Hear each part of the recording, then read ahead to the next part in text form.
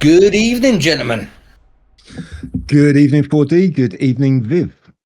Good evening, 4D. Good evening, Prawns.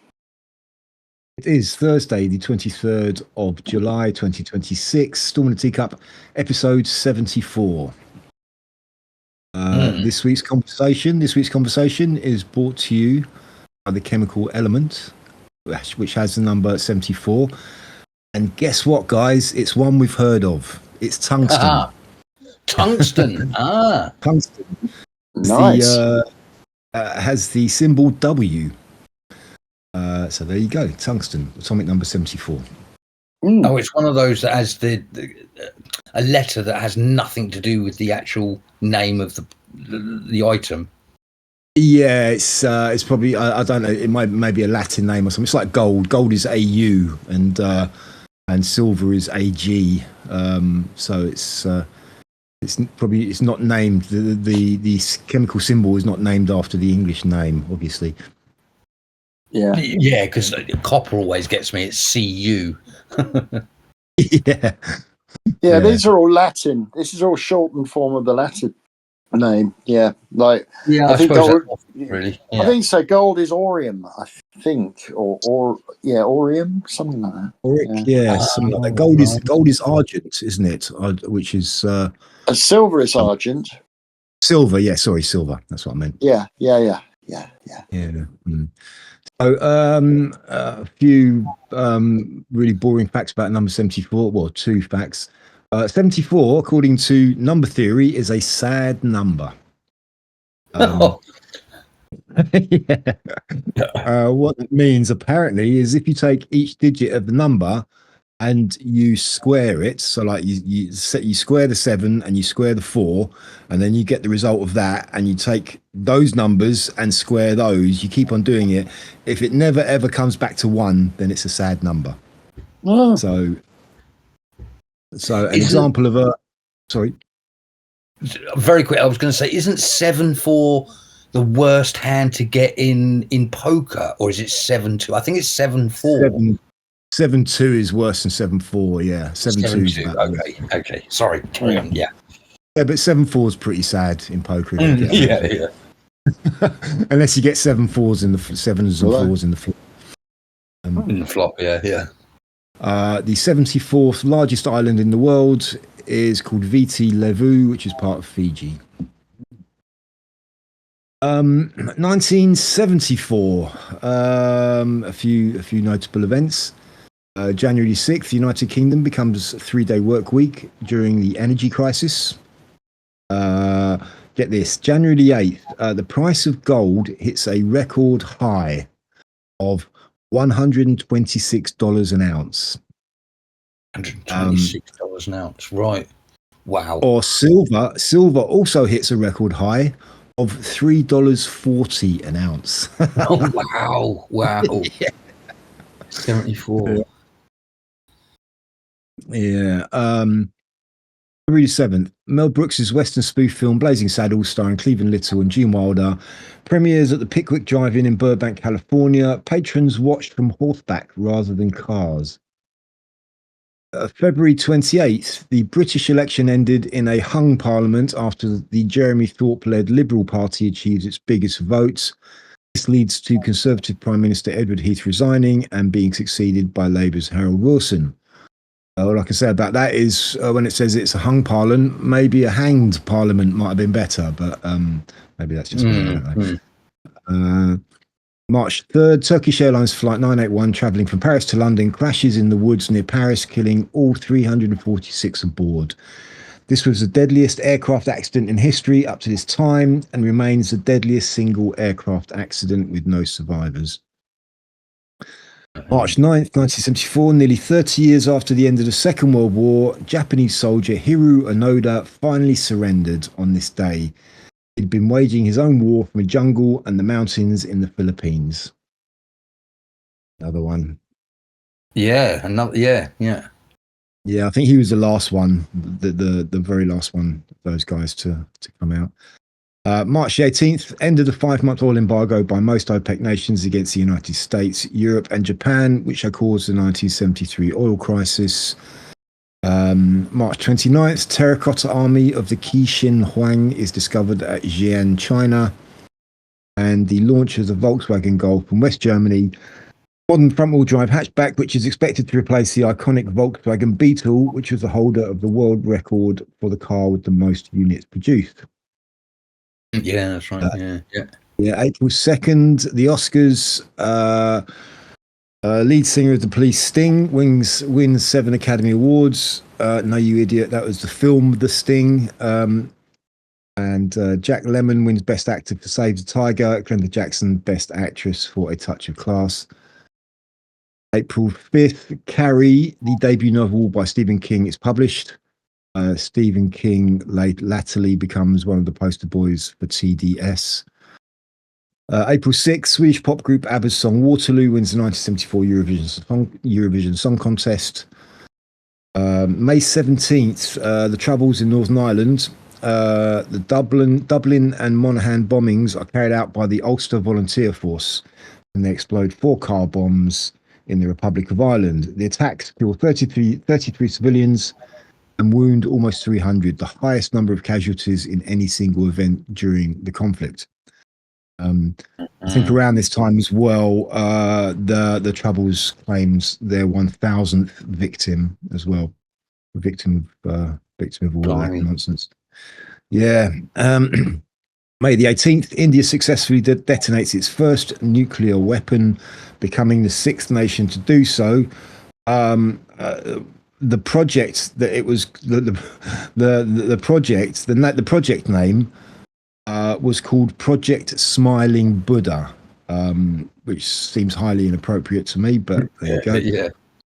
Yeah. June 1st, in an informal article in a medical journal, Henry Heimlich introduced the concept of abdominal thrust to treat victims of choking. It commonly became known as the Heimlich maneuver. All right, yeah. June 17th. This one I thought I would have remembered, but I don't. The Provisional IRA bombs the Houses of Parliament in London, injuring 11 people and causing extensive damage. I have no memory of that whatsoever. I would have thought that would have been pretty newsworthy at the time. Funny, because not that I was around, but I don't remember hearing about that either, I suppose.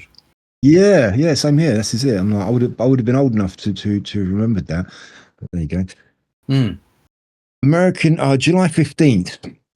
American TV news reporter Christine Chubbuck shoots herself live on WXLT TV in Sarasota, Florida, and becomes the first person to commit suicide in a live broadcast. That is pretty grim. Right. Yeah. It does beg the question. It says the first person. Have there been others since? I don't know. Yeah. Unfortunately, because of the internet and live streaming. Nice.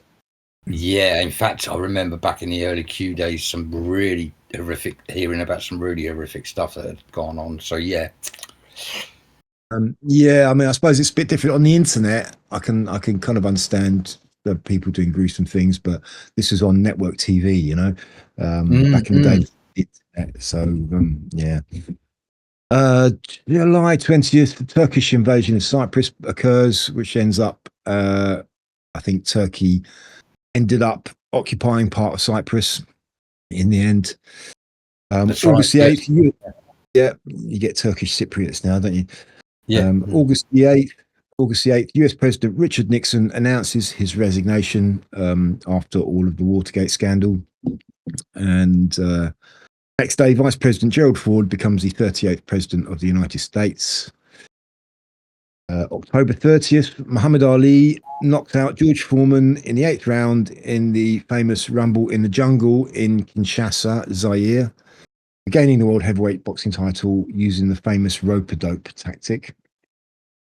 Oh, yeah, right. Yeah. Zaire doesn't actually exist anymore, not under that name, the country. It's now called DR Congo. And to amuse myself, I like to call it Dr. Congo.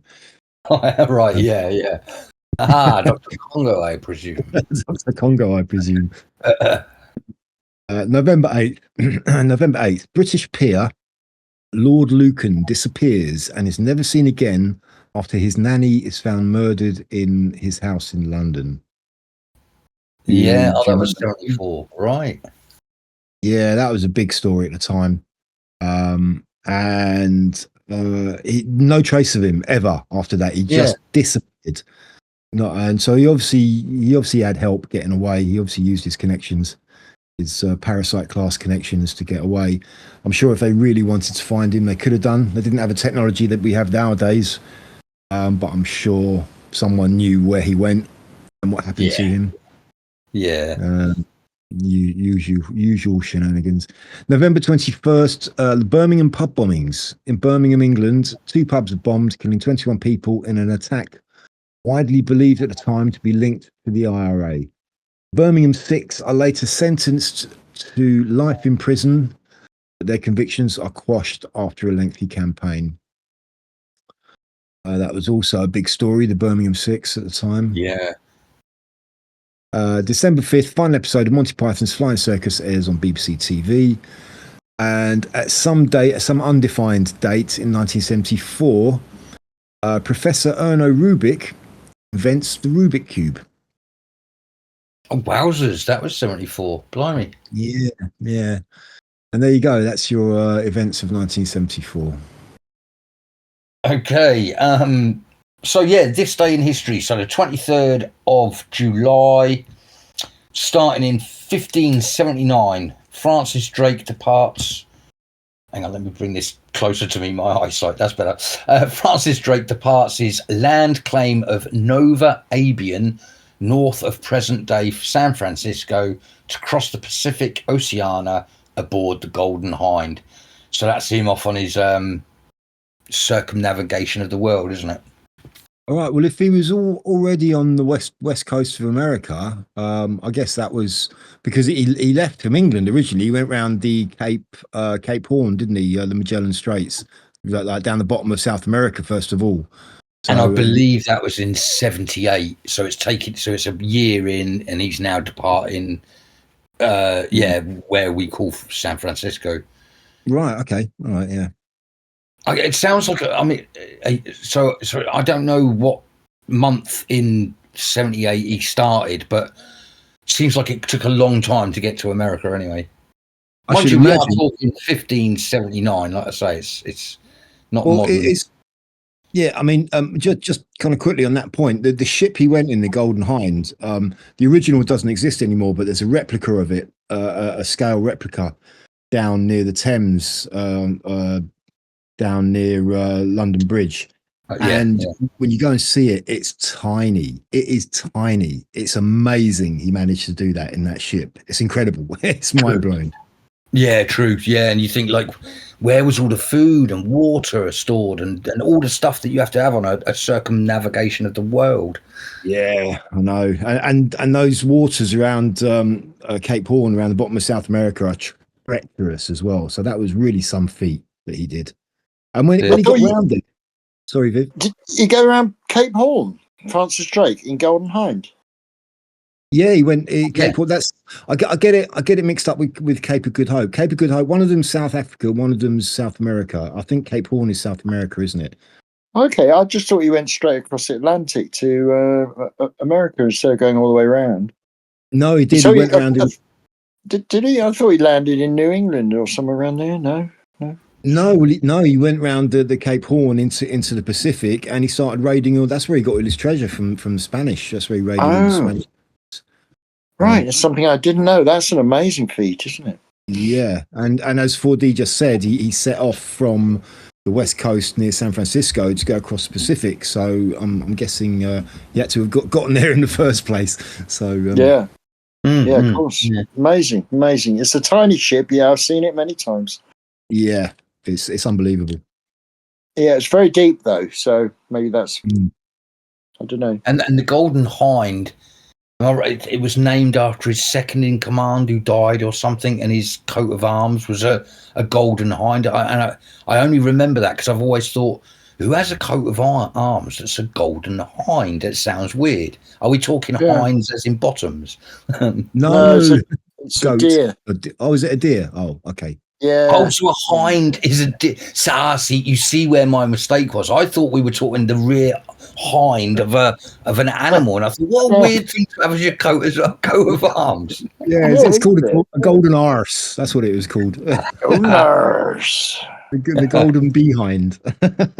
Oh, I'm glad I've cleared that up at my age. Oh, that's good. That's good. Yeah, it's hind, but it's got an E on the end, which differentiates it from hind, as in behind, which doesn't have the E on the end. Oh, I see. Yeah. Lovely. Right, moving swiftly along to 1664. This day in history, 4 British ships arrive in Boston to drive the Dutch out of New York. Yeah. 23rd of July, 1745, Charles Edward Stuart, the Young Pretender, or Bonnie Prince Charlie, lands on Erskine Island in the Hebrides, beginning the final Jacobite rebellion. Oh, the Jacobite rebellion. Oh, Jacobite, sorry. Yeah. Sorry, just the previous point there. I could be wrong, but because New York used to be called New Amsterdam, didn't it?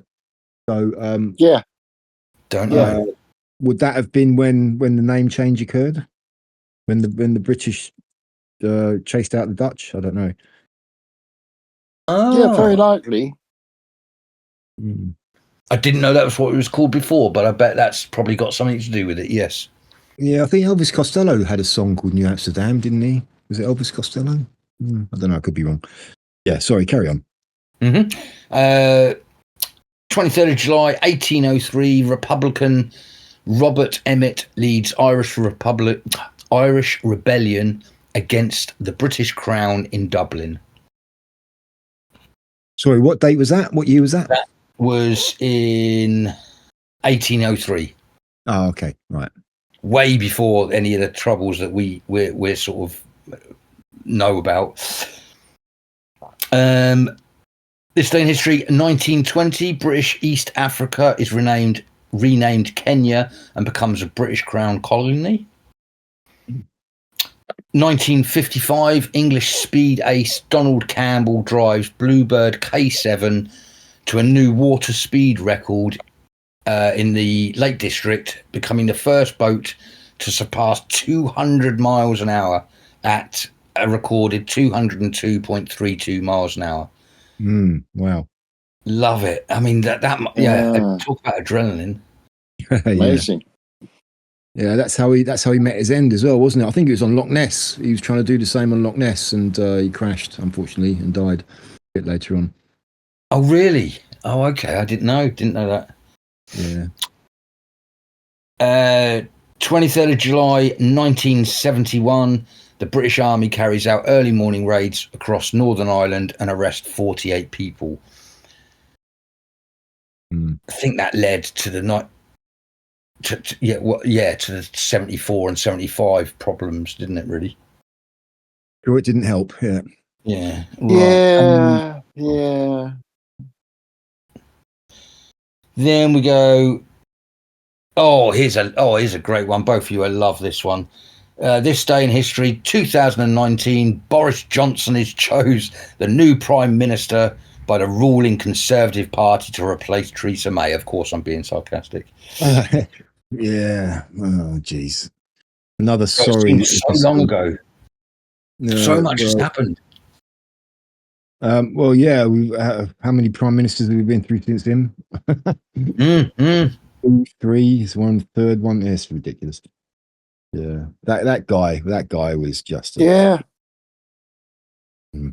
tit, an absolute tit. And then finally, as I say, every now and then I like to throw a birthday death or something like that in. That's I loved Guns N' Roses growing up, and today is Slash's 61st birthday. So happy birthday, Slash, the man that made me fall in love with guitars, really, I suppose. 61. Yeah, 61 today. Amazing. So there you go. There's your 23rd of July is. Right. Oh, what state we're in. We have to start, or I kind of wanted to start again with Anne Widdecombe. Like it's the whole situation, and now since we did the last show, we've heard more. and I think I brought this up last week, but I just want to reiterate that because I don't hear many people saying this aspect of it, is that we were told it was a botched robbery, and then 48 hours later we were told it was a murder and they had someone under arrest. Then 24 hours after that we're told no, it wasn't that guy we arrested, and we're after this guy 270 odd miles away. And then now, since the show, we find out that they had CCTV. She had CCTV cameras in her house, and so the whole incident was filmed, and they had access to that straight away.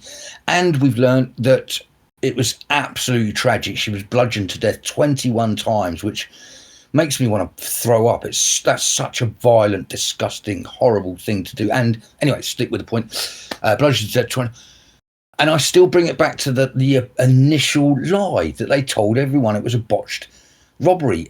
Clearly, without anything else, I've already got proof that they lied. It's ridiculous. And I know there's a lot more to this case that doesn't make sense, but it's crazy, isn't it? Yeah. I mean, people are waking up to see this shit. Yeah, like you said, she was hit 21 times with a hammer, which is horrific. And they obviously just went straight for a cover up, as we kind of briefly mentioned last week. Why?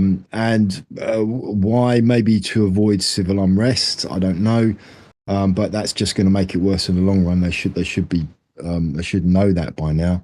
And another strange thing about it is this guy that apparently they've caught who did it. I mean, there's the fact that the time it took him to travel from his house 270 odd miles away was incredibly fast. And we have pictures of this guy. They have old like pictures of him, just his own personal pictures. We have an artist's impression of him, the drawing of him in the court, and also CCTV still shot of him. And all three pictures look like different people. Yeah, there's 5 different people I've counted, according to looking at the different pictures. Yeah, so, I mean, the hairline's wrong. Everything's wrong about this. It's really weird. It's all wrong. The person getting into the car holding a block of wood. Do you remember that? That's been conveniently forgotten. Oh, he's getting into his red car. That's another different picture of him. You're right. Yeah. Yeah, that's another different picture. So it stinks it stinks to my head. But, I like a good story. I love an old murder mystery story, especially when it's put out by the BBC, who specialise in improbable murder mysteries that get solved in the end, and everyone goes home and has a nice cup of coffee. This is more serious. I mean, yeah, sorry, I was just going to say it does kind of one thing they're obviously desperate to try and lead us away from is this whole rising thing now of extreme left-wing violence.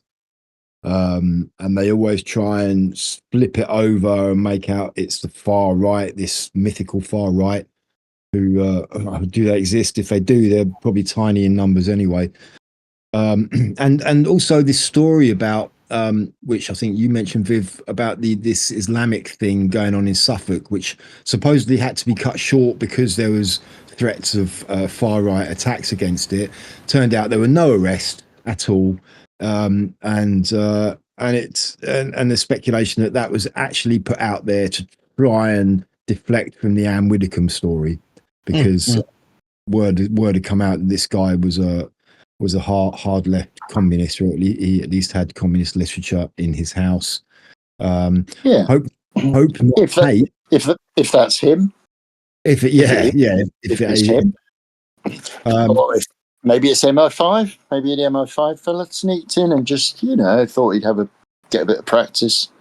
Yeah, and also Hope Not Hate had a hit piece on Anne Widdecombe on their website, which they immediately took down.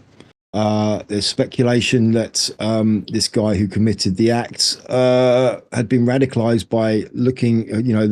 They would have seized his devices, and they may have seen that he had his search history would have included websites just like that. So that's speculation, but it does make you wonder. Yeah. Well, I don't know. The trial will be next year. It will be conveniently forgotten. This is pre-trial report, isn't it? Basically. Yeah, pretty much. Yeah. I mean, everyone's talking about it, although they're trying to stop people talking and speculating. It's not, they can't do that, can they? No, they're trying. This guy's going to get done for it, but the real truth of it, who knows? Who knows? Yeah. Mm-hmm. But anyway, the pictures for me. What do you think really happened? I mean, again, I've been sat here thinking, like, okay, I'm more grown up. I don't believe the bullshit they tell me. So what? I think nothing I could think of made much sense, really, other than the only thing I could think of is that someone lost their temper and went round there and killed her, and the establishment covered up for this person because this person is well known and has put it onto this patsy. But I definitely don't think even the travelling thing. There's been short distance lorry drivers that say that journey is like, you'd really have to catch every possible chance to get through in that time. Yeah. Well, I think it was. I haven't got a clue. Haven't got a clue. Well, I think it was the Lotus Eaters. I was watching one of their segments, and they were talking about this, and they brought attention to this this militant trans activist group, like this far left trans activist group, who were basically calling on attacks on people who criticised the trans ideology, and they even talked about using hammers. And they had a flyer. They had a little poster, didn't they? Yeah, they had a red and black. Yeah, yellow and black thing with some guy holding a hammer. And they said something. And it said something like, "Hit them, get rid of them," or something like that. Like, yeah, it was overtly suggesting violence. No doubt about it. Yeah. So yeah, I mean, it was. You could look at it one or two ways. Maybe it was a professional hit, but I don't think she would have been worthy enough for that. Maybe it could have been just a completely deranged lunatic who hated her for her views. She was a staunch Catholic. She was against trans. She was against gay marriage, although she wasn't specifically anti-gay. As Dan Wootton, who is gay, was a very good friend of hers, and he's been singing her praises all since it happened. All that sort of thing. So the gay marriage thing is just for her religious beliefs, and so it's not that she was against gays in any way, shape, or form. That's right. So I think it was a deranged lunatic, maybe a pro-trans far leftist. But whether it's this guy they've got, don't know. Very strange. No, I mean it's baffling. All I know is that the entire narrative has been botched. It's not been done very well from the media side of things, and to me, I just don't know anymore. I didn't know at the beginning, but I know even less now, even though they're telling us more.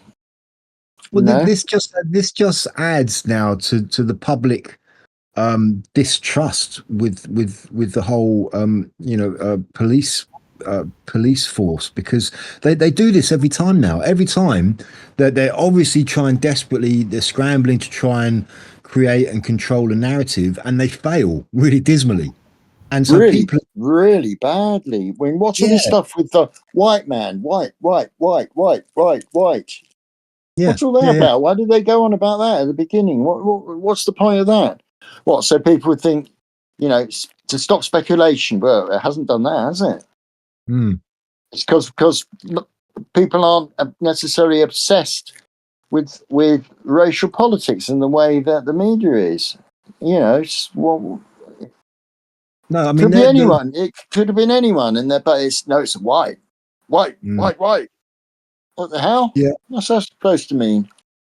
They're just so out of touch. I think in one aspect they're really out of touch with the public consciousness about things these days. You know, and they're so desperate. They have their narrative, and they are, you know, so locked in to trying to create and control the narrative that and as I said, they just botch it every time, and they don't seem to learn. It's just be straight with us. Just tell us the truth. Incredible, isn't it? It really is. It really is. But not surprising, because only a few corporations now control the media since the consolidation, which started in the 90s. And, actually, true independent local newspapers have been swallowed up into this big blob. Which is why independent journalists and content creators are just smashing them on the internet now. Totally. And before the internet, a lot of those people would have been small town journalists, genuine people like Gary Webb in America, who broke the CIA cocaine supply ring. You know, I mean, he died, died. I think no, he shot himself twice in the head. As you do. Yeah. Well, I mean, I think some of them would have gone that way, but I think most of them would have just been getting on with their lives because they wouldn't have felt the need to do stuff like this. I mean, obviously, people see an opportunity to earn a living by doing this, and that's fine. And there is I wouldn't say a niche. There's a a chasm has opened up for these people to occupy because the legacy media are just failing so badly. So it's created a huge hole in the market, and people are filling it. But talking of, I mean, you mentioned about kind of sort of racial politics. I think that the way the narrative they're trying to maintain and failing is just increasing people's awareness of racial politics as well, because people see that, like we jumped on it immediately. White, whenever it's a white person, they immediately say it's a white person. When it's not a white person, that's not in the initial reporting. We never hear that straight off. That only comes out a bit later on, and people are aware of this and starting to ask questions. I mean, also a little bit of good news. That guy Callaghan, the guy who killed those people on the train. You remember him? He had been released by the NHS Trust, although he had previous as long as your arm, mental health, violence against women. The guy should have been locked up, and he was released because they thought, there's too many black people in getting institutionalized now for this sort of thing, and that was the reason they released him. And then he went on to make these killings. But now the NHS Trust, who released him, are now under investigation and could well be prosecuted for that. So that's a little bit of good news. That's right.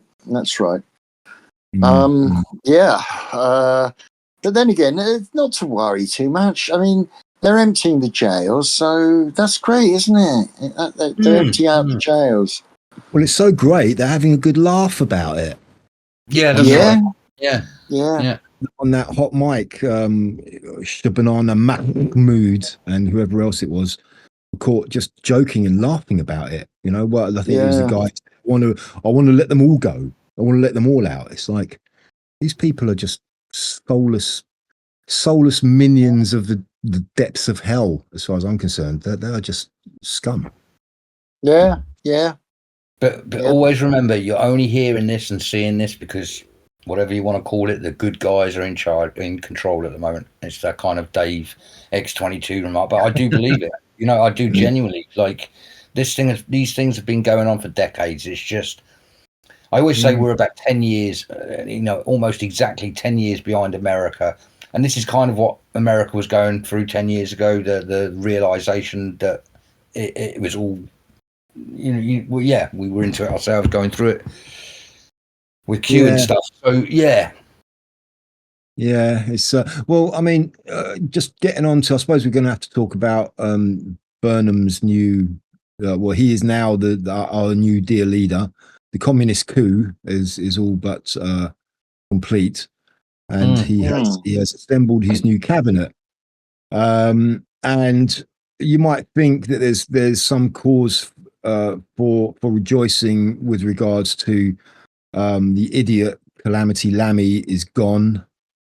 And who's the other one who's gone? The numbers wizard. What's her name? Reeves. Rachel from Reeves. Accounts. Rachel from Accounts. The Chancellor is gone, and also the Attorney General Herma has gone. But it doesn't really fill me with any joy, because you look at who he's brought in, and it's it's just like probably just as bad. I mean, he's brought in this woman Louise Hay, right? Who is effectively, she's not actually she's head of the cabinet office or something like that. She's effectively the deputy PM. She's a convicted fraudster, right? Yeah. She is convicted. It was all to do with the phone, wasn't it? She said she'd had her phone stolen, and then she found it, and then I forgot to tell the police. Yeah. So that's why we talk. Yeah, that's fair enough. Yeah, I think it's good. It's all good. Yeah, of course you do, Viv. Yeah. So I mean, she is. I mean, they are criminals, but she is an actual bona fide convicted criminal. Then we have the curious or not so curious case of the ginger growler Angela Rayner, who had to resign from Starmer's. She was a housing minister under Starmer's government. She had to resign because for tax fraud, because she didn't pay tax on a new home that she bought, being the housing minister. And now she's straight back in again, back in as housing minister under Bernham. And she got paid £17,000 compensation for losing her job, but for being fraudulent politician, and you get compensation payoff of 17 grand, and now she's back in, and everyone's just screaming about, you got to pay it back, and there's no idea, there's no evidence that she has or will pay it back. And we have now what's his face, the idiot, the lunatic Miliband is now foreign secretary. So Donald Trump's sandwich eater. Yes. Yeah, I mean he's a net zero lunatic. He was the energy minister. He's now the foreign minister. He's now going to have to deal with people like Donald Trump, and he's another one of these politicians who has really sort of badmouthed Trump in the past, called him all the names under the sun. I just think he's the white version of Lammy. He's as stupid and as obnoxious to the Americans, don't you think? Yeah. It's like, we've got to get rid of Lammy. Who have we got that's just like him? Ed Miliband. Yeah, and the new net zero energy secretary is some woman who nobody's ever heard of. She's from Liberia. And it looks like she's going to be worse than Miliband. I mean, she's an extreme left-wing person and a net zero zealot. So it looks like we're going to have she's going to be even more dreadful than Miliband as the energy secretary. It's just I'm kind of feeling now like it's okay. This is what it is. We've got to go through this. Just do it and get it over with. All right. Just let accelerate. Let's just go. And do it. You see why I say I'm anxious? It's like I'm not that old. I don't know that much, but I don't remember a time when our country was such a laughing stock, such a dangerous place to be, such a two-tiered socialistic fucking hellhole. It's fucking crazy. Yeah. And let's talk about Bernham himself, right? The guy who wasn't even an MP, he had to win the Makerfield by-election to become an MP, so he could take over as Prime Minister. And ever since he sort of came into the national consciousness, because nobody really knew him outside of Manchester when he was Mayor of Manchester, really. And now, and then his name was in the news everywhere. What has he done? What has he said? What has he told us he's going to do? Right? He's going to cap bus fares. Whoop-de-doo. He's going to cut VAT on electricity bills, which, okay, that sounds okay. But what does that mean, really? It means that every household in the country is going to be saving approximately 28 pence a week. Okay?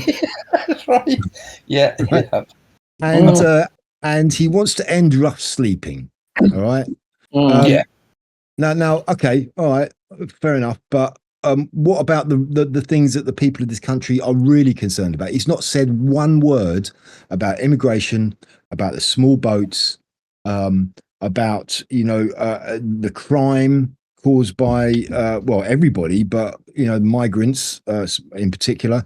He's not said anything about the real concerns of people. No, because he's acting like he is. He's a mayor of a little place. No offense to Mancunians. He's acting like a mayor. I'm going to cut your bus fares. I'm going to take the people off the streets. He doesn't even know how to be a prime minister. Like you say, the big things are what the prime minister deals with, not fucking fares on buses. Yeah. I mean, even Manchester, it's like there's an area in the centre of Manchester called Piccadilly Gardens. Everyone talks about how he was a great mayor for Manchester and he was wonderful and this, wonderful that. Piccadilly Gardens in Manchester is now called Crackadilly Gardens. Piccadilly Gardens, yeah. Because it's just full of junkies and people selling drugs, and it's a very dangerous place now. And I mean, even with regards to solving the housing crisis, it's like this is not something that, I mean, first of all, he's done. He's just taken on. I mean, why did Starmer leave? Right? Why was Starmer booted out? Because he was crap. He didn't address any of the real issues. Bernham is effectively just taking on everything that Starmer had to deal with, right? And he's not going to be able to do any different, right? It's a switch of a tit on the same puppet strings. Yeah. I mean, homelessness. A lot of homeless people. I mean, there are provisions for homeless people. There are. I mean, okay, maybe they're not the best, but quite in most places, homeless people do have somewhere to go if they really need to. But most of them. No, I disagree. But also, I see that as more of a pie in the sky thing. I don't think that's at this particular moment in time. I don't think it's possible. We can't house the people. Like that's one of those things that you just throw out there. The public go, oh, he sounds good. He's going to stop the homeless. Oh, lovely. It's a pie in the sky freaking idea. Yeah. It's not going to happen. I mean, once again, I was watching the Lotus Eaters earlier today, and Carl Benjamin was talking about this, and he was, because he's from Swindon, right? And he said he used to give his spare change to the homeless people, and then he knew this guy who worked for these charities trying to deal with it all, and he actually said, after I spoke to him, he said to me, don't give your money to them, because these people they're out on the streets because they choose to be, and if you're giving money to them, you're basically just giving them money for drugs, because that's why they're out there. Now, I know you've had your personal experience, 4D, so you'll probably disagree with me on that, but I'm just repeating what he said. No, it's like everything. There's always a small group of people that make it bad for the majority of them. But I think a lot of them are. It's a choice. They choose to do what they do. A lot of the beggars that you get. I mean, it seems these days you go past any supermarket and there's people spare changing outside of it. So they sit outside the ATMs, they sit outside the entrance to supermarkets, and they earn a living from it. They do. A lot of them actually that is their job. They earn a living from doing it. And but honestly, mate, the reality is the majority of them you don't see on the streets. A lot of the guys like me, you don't want to be begging. It's embarrassing enough.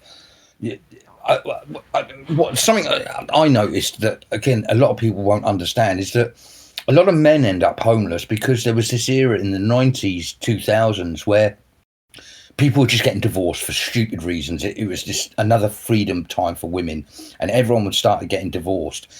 And you had the situation where and that's when you had the Fathers for Justice and all that sort of thing going on, because there was no help for men. It was right, you've got divorced, Mrs. gets everything, you're out.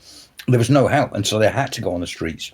And you had all sorts of, from not doctors, but from professionals down, that were just ended up on the streets because there was no way around it. They had no money, not a house, you couldn't get a job, so that was the only thing left for you. And that's why suicides went up in the 2010s. But yeah, I want to put it out there that there is it's like everything, they make out that homeless are the bad ones. It's not. There's just as many people out there that don't want to be out there, and it's just one single upset in their life that ended up them on the streets. Anyway, yeah. So well, the reason I say it's good is because it's exposing what is essentially the criminality of government. So I think I hope it is. Slowly but surely, I hope that people seeing that the entire system of government is simply a way of legalized criminality. They make the laws and they make it in their own favor.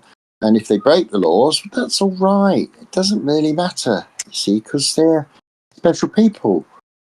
And you've forgotten about Andy Bernham, that one of the biggest stains on him is the cover-up of the grooming scandals. As Roger Meir has been pretty exemplary in this, in putting out accounts of how Bernham has deliberately covered up grooming gangs and protected them. So he is a paedophile protector as well.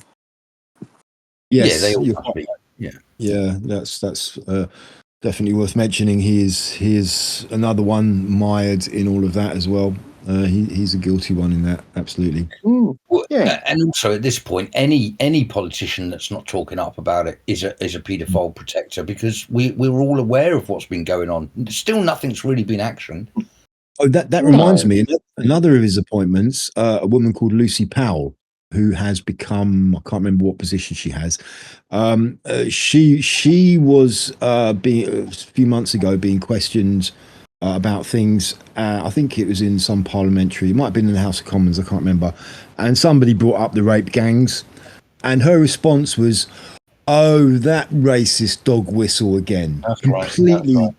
just dismissive, completely just unbelievable, just unbelievable. Somebody needs to look at her hard drive. I wonder what she's got on there. Yeah. It's disgusting. It's absolutely disgusting. So I think Bernham is going to become a very apt name, Bernham, because I think that's exactly what he's going to do. He's going to end up doing. Of course. But yeah, so we're in for dark times, folks. Well, and that's just the danger from the hard left. Then we find out today. I was watching Dan Wootton, and some secret footage in a mosque has been leaked where they're saying how they're going to take over us. The country's dead. It's nearly over. They're going to kill us all. So now we go on to the Islamic side of our problems in this country. You know, we've got many problems, but did you hear about that? I didn't hear that, but that doesn't surprise me. That's been going on for a long time. They get away with all sorts of stuff in these mosques. They spout all sorts of absolute hatred. But of course, you can't say anything against them. Nothing, not a word against them, because you're a racist. You're a racist. Yeah. And apparently there's quite a few people now in Burnham's cabinet who are either actual members or ex-members, or affiliated with Hope Not Hate. So they're moving in as well. And Hope Not Hate are one of the worst offenders when it comes to these sorts of things. So I mean, this is why I say it's like, okay, let bring it on. Let's just get it over with. Let's just have it and get through it and be done with it. Be careful what you wish for, mate. It's going to happen, 4D. It's going to happen. They're in power now. He's there. So we don't have a choice in the matter. So we might as well, instead of sort of just trying to look away and hopefully it'll go away, is just sort of, okay, just it's going to happen anyway. So just sooner the better. Let's just have it. Pull the plaster, you're saying, yeah. Yeah. And what as well I was thinking was, remember when Starmer came in and I suggested a sportsman's bet on how long he would last. I tentatively suggest the same thing with Bernham. How long do you think he's going to last? Which actually is probably just another way of saying how long until he calls the general election, because he's got up until 29. Will he manage to last until 29 before calling an election, or will he call one sooner? And if so, when? I still think that it would be a smart move to call on a general election soon, in the next 6 weeks. Okay. So in that scenario, what do you think he'll carry on, or do you think he'll last about 6 weeks?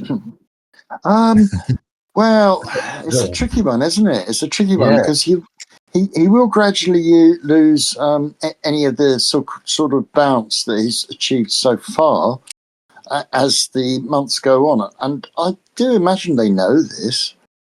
But in order to shore up his so-called power, then maybe that's the best option. I don't honestly know. That's what I'd do anyway if I was advising the cabinet. But who am I to say?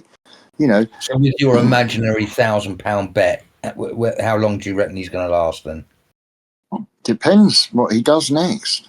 Depends. Well, if he may call an election in the next 6 weeks, but that doesn't mean we're going to have an election in 6 weeks. He might announce we're going to have an election, but then that election may not take place till the end of the year or even next year. Well, of course.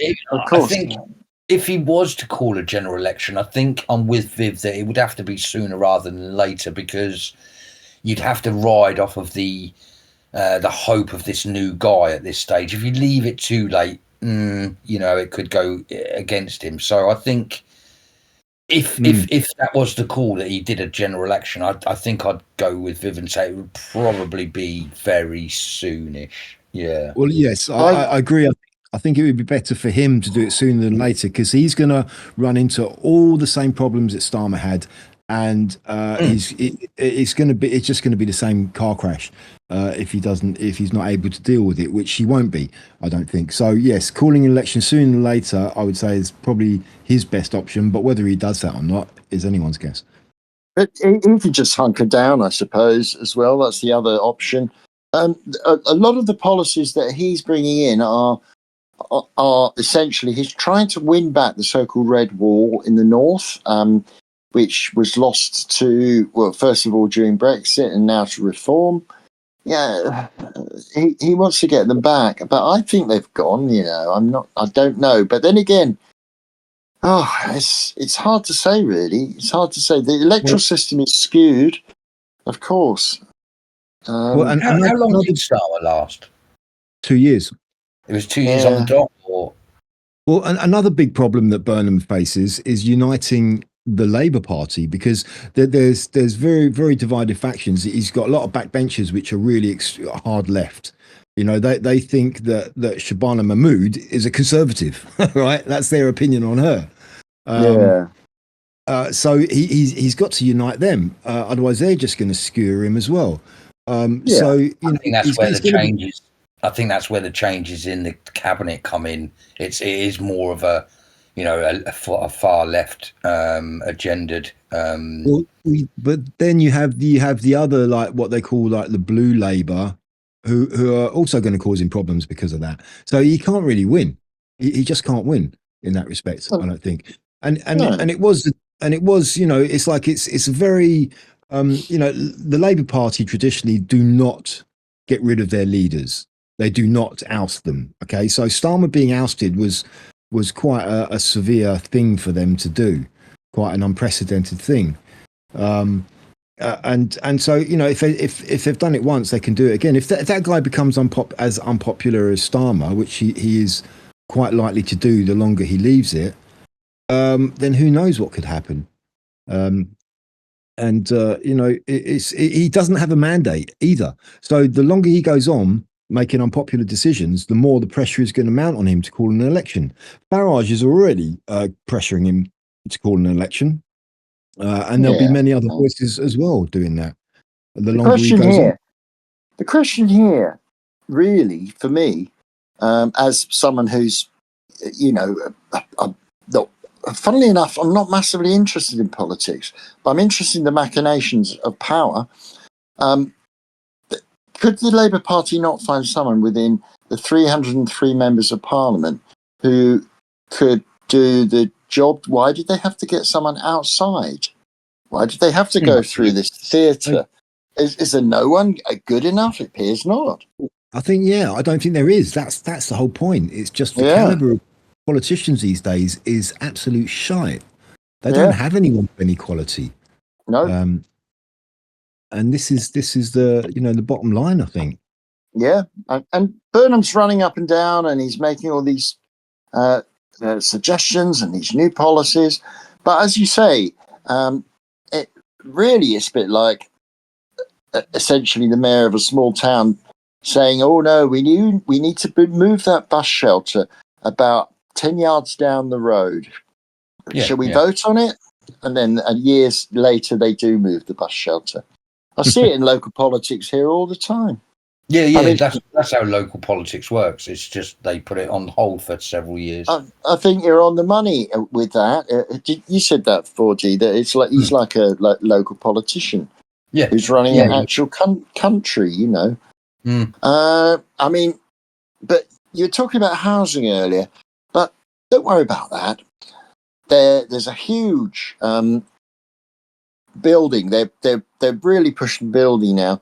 There's this thing in Suffolk that they're building right out with thousands and thousands and thousands of homes, and it will be along their gateway, which I talked about when we went to Felixstowe. But Felixstowe will, I reckon, within 10 years' time, will be part of Ipswich. It will join up because of all the housing that's being built. It's they're calling it Birmingham of the East. The way the housing is going to spread. There's so many houses. It's unbelievable. Planned and being built already. Yeah, who's going to occupy them? This is a question. I don't think it will be the colonists. I think it will probably be commuters, and I'm not sure really. I'm not sure if they'll put the colonists into it. I think they're designed to go into the centre of town, and they're also designed.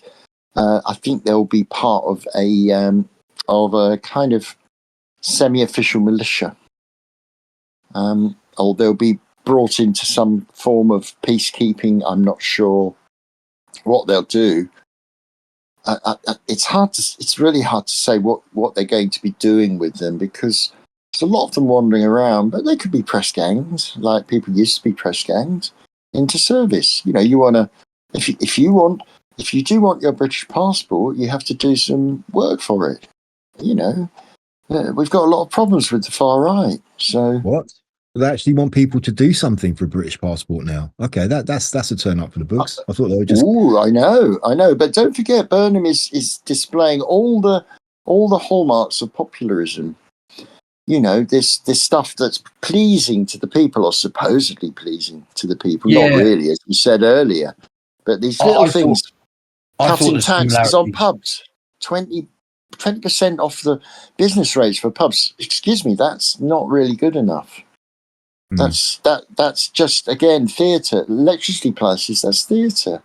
You know, exactly. Yeah. There was a lot of similarities between him and Tony Blair. When Tony Blair came out with his wife and kids, I noticed a very similar way that he, after his speech, grabbed his wife. It was very celebrity, like the whole Tony Blair industry. Yeah, I saw that as well.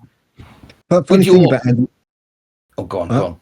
No, just say funny thing about Andy Bernham. Just that there's a joke going around that nobody really knows. Like Starmer, nobody really knows what he stands for. Okay, because apparently back in the Blair years, he was a Blairite, and then when Gordon Brown came in, he was a Brownite, and then he became a Starmerite, or a Corbynite. That was it. And there's this joke that goes like a Blairite, a Brownite, and a Corbynite walks into a pub. And the barman says, "Hello, Mr. Bernham. What do you want to drink?" Right. Yeah. There you go. Yeah. Well, with Viv's reluctance noted to answer that question, I'm going to have a dive in to answer that question that you posed. And I think I've said it before. I think they're going to do. I always see a lot of similarities with America and what was going on with Trump and Biden and this, that, and the other. And then coming back to our politics, it's slightly different. But what they did to the Tory party, they literally dismantled them over 3 was it 3 prime ministers, whatever, that I've got a funny feeling the similar thing is going to happen to Labour. So I don't think he's going to call a general election. So if I stick with that theory, that means he's there till 2029. I can't imagine him making it to 2029. If it is going to be a systematic breakdown of the Labour Party and they're going to have a couple of PMs, I'm going to put my money on him being out by, so it's 2026 now, mid 20, I'd say maybe early 27, mid 27, I reckon he'll be gone. So next year. So no, I think if there's any hint of him being ousted, he will call an election. He won't just be ousted. They'll call a general election, I reckon. Yeah, because it's his dream. I mean, when you're talking about America, my view is very different. We're basically it's the United Nations and the globalist bodies that are calling the shots, because all countries have signed up for these. Now, if America pulls out of the various globalist diktats that they've signed, all well and good. But at the moment, what's driving net zero is globalism, is the Agenda 2030, which everyone is following. Everyone who wears that UN round badge. And they when I say similarities to America, I really think it's about just that America or Trump kicked out that agenda 10 years ago, and I think we're going to start to get to that point, because it's not like 10 years ago, it's about 8 years. That would be great. That would be great. Maybe. I think it's happening. I think it's happening because all of the countries which are locked into it are failing. Their economies are failing. So I think it's going to be, Bernham has pledged to start drilling again in the North Sea, because that's because even he kind of realizes this net zero thing is absolutely killing us, which it is. So yeah, and Trump kind of just completely going against the grain with that one holds a lot of weight. And as is quite often the case with him, he's being proved to be right, because net zero is destroying this country's economy. Germany's economy is on the skids as well. It's happening to all of the countries who are hell bent on this net zero thing. So reality comes and slaps you in the face eventually if you keep ignoring it, and that's what's starting to happen, I think. Totally, yeah. But really, okay, these populist moves. Another one, drill, baby, drill. Yeah, well, that's fine. That's fine. But for a start, as I say, getting rid of the Human Court of Human Rights, getting out of the UN. This is big stuff. Now, who's going to be big enough to do that? I don't know. Reform are making a lot of policy announcements with regards to that. All of the crippling human rights regulations, the ECHR, all of that, they are vowing to get rid of all of that. Don't fall for the sparkles, gents. Rupert Lowe is our only way forward. Yeah, you know what?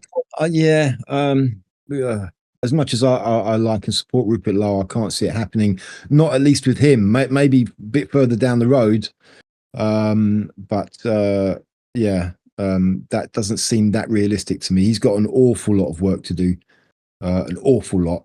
So, I suppose for me, I'm hoping that it lasts till 2029, because you're right. There's a lot to do. It would take a couple of years. Absolutely.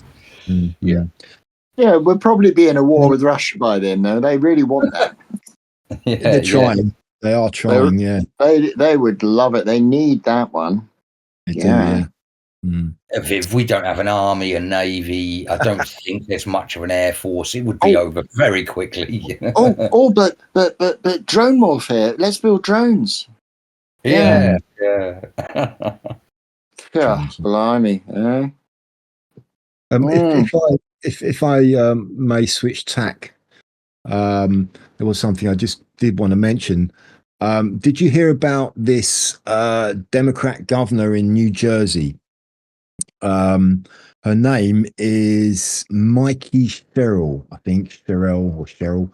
And it seems like, because Trump made his big announcement. Remember, we mentioned he had a big announcement last week.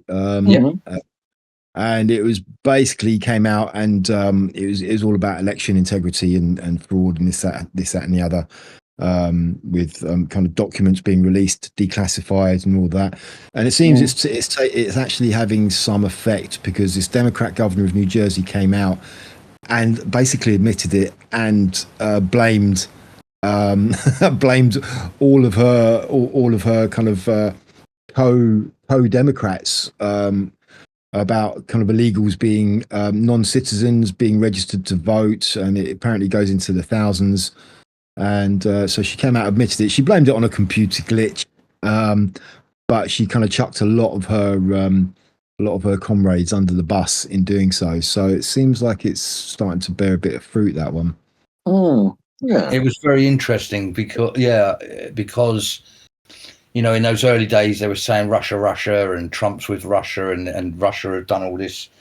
And I'm glad you brought that up, because I was going to bring up the fact that it's pretty much in the open now, because of what Trump said, that it was China, and China own all these voter rolls, and they're manipulating they wanted to be the superpower.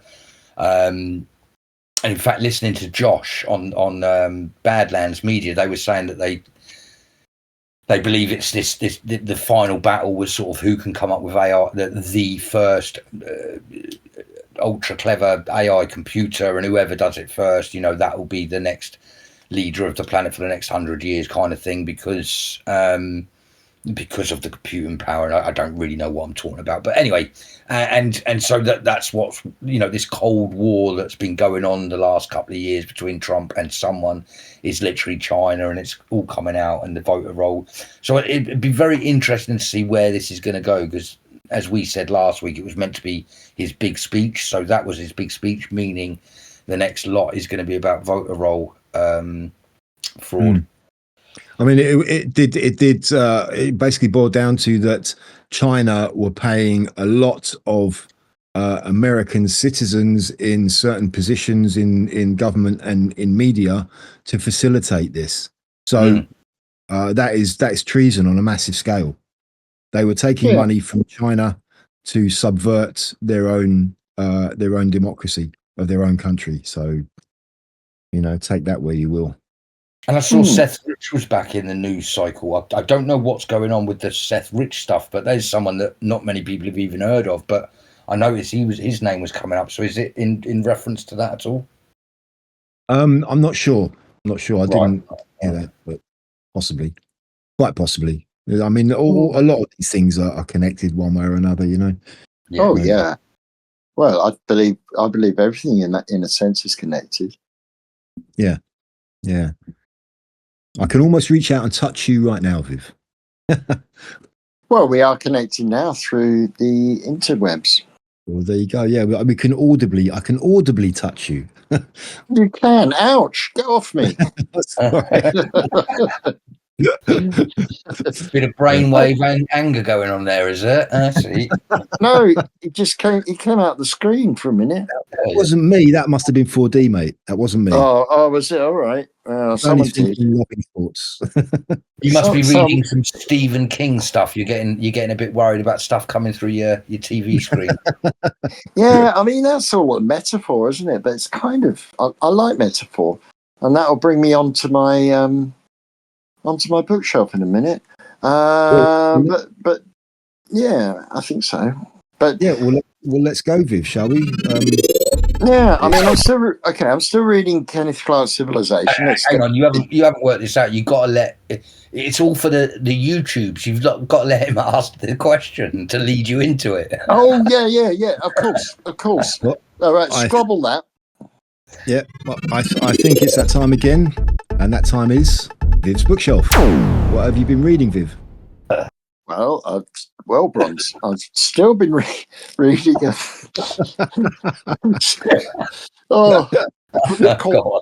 Corpsing now.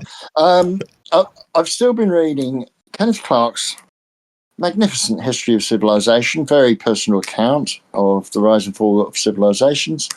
But I've also started dipping into Professor Ian McGilchrist's book, The Master and His Emissary, where he talks about left and right brain. And he's formulated various theories in the last 10 years about left and right brain. And the idea that the right brain is it's really just, it's pretty useless. It's the left brain, that's the thing. Left brain is exciting. Left brain has the voice. Left brain can do brilliant stuff. And what got me onto reading this book, which I've had for a while, is that somebody started talking about, when I said the left wing started, the term left wing began in the as we all know, the French Revolution, about which side of the assembly you'd sit on. But then he said that goes a bit further. So I'm looking into left and right brain and thinking maybe there's something in Professor McGilchrist's ideas. He's saying that left-wing dominance, left wing is very focused on detail. It's essentially the bureaucrat, but the right brain, which doesn't really have a voice, sees the bigger picture, and they both feed into each other. They're not separate, which people used to think they were. And I'm wondering, is this society we're in a left-brain society when it's focused on bureaucracy, on numbers, on data? The right brain is the artist, imagination, metaphor, all the various figures of speech. It sees things in a different way to the left brain. Whether this is all true, of course, it might be utter bollocks. That's a technical term, by the way. So yeah, I'm dipping into it. It's a big old book, though. My goodness, I've got a lot to read, but I think I've got the gist so far. I did send over a documentary about McGilchrist's ideas, which I put on Discord, and also sent it out. I put it on onto Substack as well. So it's an introduction to McGilchrist, and whether it's worth consideration, I don't know. It does strike me though; it's interesting. Yeah, it is a very interesting subject, that whole thing, the left brain, right brain thing. I did watch a little bit of that documentary. I wasn't quite in the mood to sit through it though, so I didn't really get. But yeah, it's probably worthy of a longer discussion at some point. That whole thing. Perhaps perhaps if I can understand a little bit more about what he's going on about. It's not massively complicated, but it does require a lot of research. He spent a long time doing this. So I guess, it's worthy of consideration. But apart from that, yeah, that's it really, and that's it so far.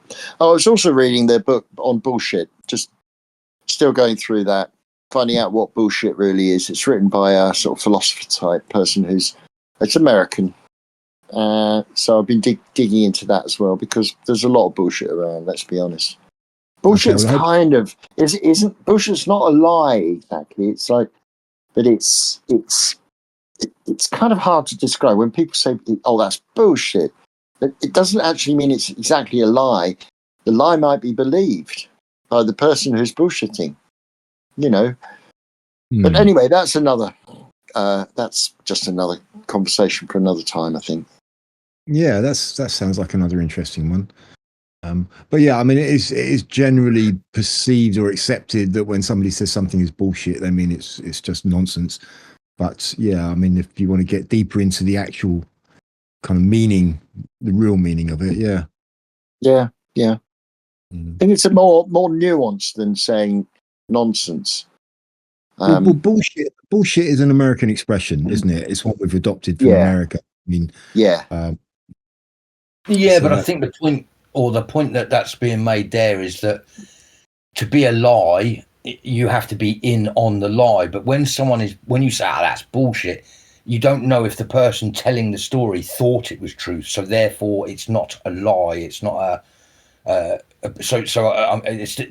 get the difference between bullshit and what is a lie. Yeah, I think so. It's like the difference between, say, X, the social media platform, and what's that one that all business people go on? And you link it. It's called LinkedIn. It's called LinkedIn in that case. Yeah. Yeah, LinkedIn. Yeah.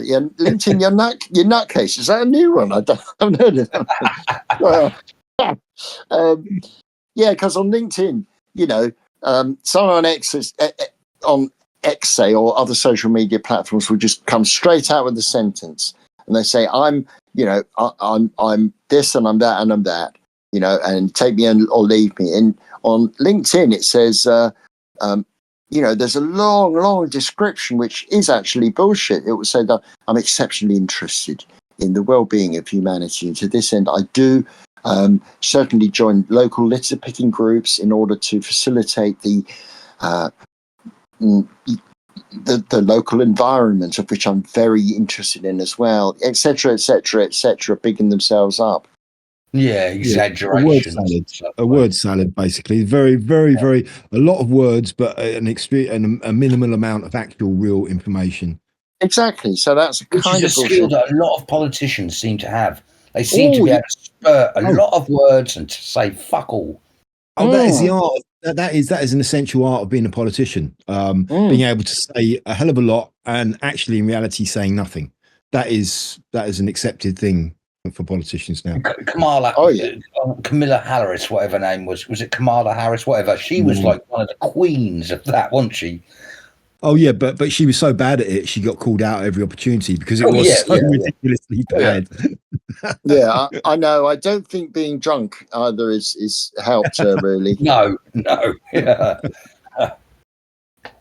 Yeah. It's all about. Somebody once described. I found quite interesting. Once described as the amount of information in something in something that somebody says or something you read. The amount of information can be quantified as how much of what is said is unexpected. If that makes any sense. It does. Yeah. So you can judge the amount of actual real information in something as to whether you expected it or not. And a lot of politicians, they just say sound bites, and it's just nothing. It's just there's nothing new there. There's nothing unexpected in what they say. So yeah. Is Andy Bernham charismatic? Do you think is he a charismatic figure? Apparently, I've been told he is, but I don't really. I mean, he's compared to Starmer, so by that measure, yeah, he's Mr. Charisma. But that's not really that's not that's not a very good yardstick. Apparently, so he is more charismatic than Starmer. There's no doubt about that. But generally, he hasn't really wooed me in any way. I haven't, so. Yeah, but so is a bus stop in Rotherham. Yeah. So I don't know. I mean, Blair was genuinely charismatic, and he did carry people along with him, despite being very, very dangerous character indeed. So charisma is a two-way thing, really. Politicians are supposed to have charisma in order to bring people along with them, even though they may lead them down the path to hell. Well, I think an interesting point about that is everybody in the media keeps on saying how charismatic he is, and it's like the old adage: everything I say 3 times is true. You repeat the lie often enough, it becomes true, and people get indoctrinated with it. They'll eventually believe it. If someone keeps telling him he's charismatic, people will just adopt it and think, oh, he's charismatic. Very true. We saw that during COVID as well, and the rule of 3 is classic in drama, in literature, in poetry, in politics, in speechifying. You use 3. You join 3 things together. You repeat things 3 times. Education. Yeah, exactly. So I don't really hold much weight with all of that nonsense. I try and not let it infiltrate my precious brain.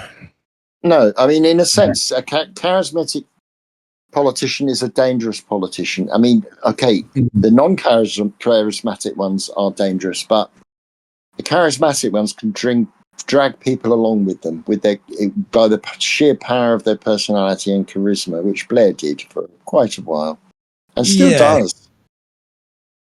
Yeah, I mean, it is very dangerous because it's effectively deviousness, isn't it? They're a lot. It's a lot easier for them to manipulate and mislead people if they're charismatic. Because I guess that's what they call the cult of personality, isn't it? I think so. I mean, you do meet charismatic people that are just regular people, but they have this aura, or they have something that draws you to them, and you think, oh, Oh, that's interesting.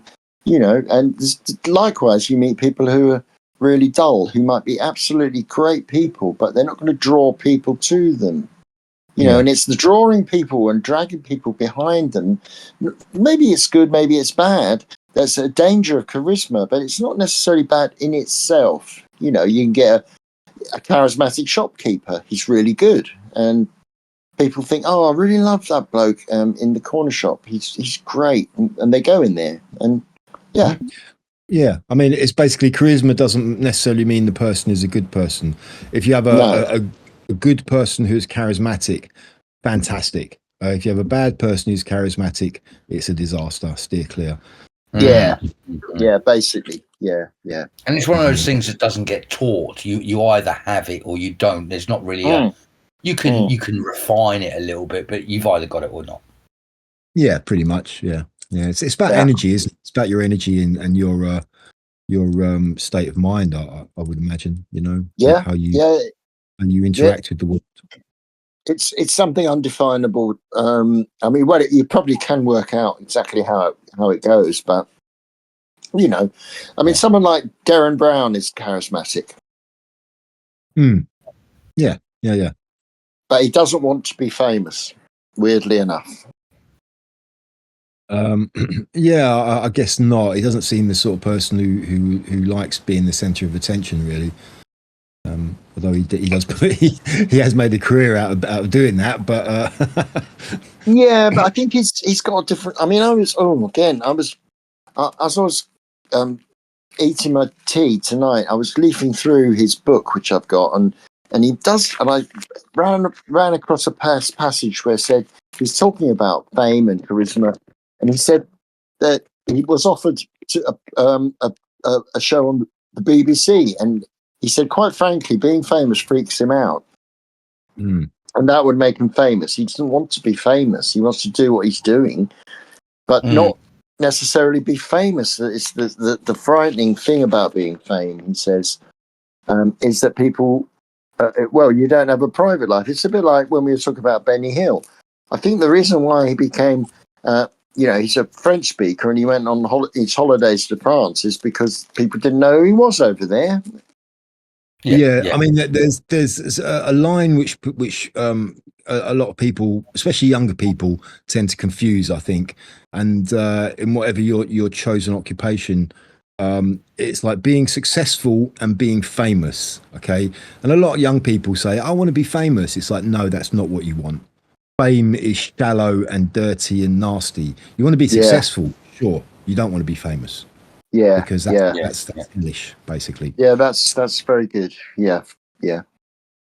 Do we have any other things we wanna just touch on before we get into our new comedian? Yeah, just very quickly. This is just doing the rounds. The blue-haired person absolutely having a meltdown and getting. Oh my word! Oh my word! It's a thing to behold, isn't it? It's and there's more and more of it going out there. It's truly shocking. Yeah, it's truly shocking. What have we done to this younger generation? She, say it. It's just, oh my God, this person is absolutely insane. And they're obviously being treated as a normal person. And this should not be the case. This person should be seeking help, should be getting help. It's incredible. It's absolutely shocking.